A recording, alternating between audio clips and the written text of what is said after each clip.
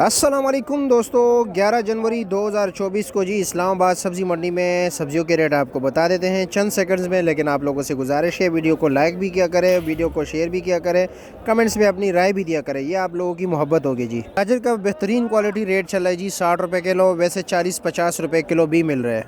शिमले का रेट है जी 240 रुपये किलो, आलू का रेट है जी 100 रुपये किलो, शलजम का रेट है जी 30 और 40 रुपये किलो, टिंडे का रेट है जी 100 रुपये किलो, भिंडी का रेट है जी 440 रुपये किलो, तोरी का रेट है जी 200 रुपये किलो, फ्रेश बीन का रेट है जी 100 और 120 रुपये किलो, मटर का रेट चल रहा है जी 100 और 120 रुपये किलो, खीरे का रेट चल रहा है जी 60 और 70 रुपये किलो, अरवी का रेट है जी 140 और 150 रुपये किलो, करेले का रेट चल रहा है जी 240 से लेकर तकरीबन 300 रुपये तक पर केजी चल रहा है। गोल बैंगन का रेट चल रहा है जी 80, 90 और 100 रुपये किलो। मिर्ची का रेट है जी हरीक वाला 120 और मोटी मिर्ची जो है 140 रुपये किलो। गोल कद्दू 120 और लंबा सिर्फ और सिर्फ 100।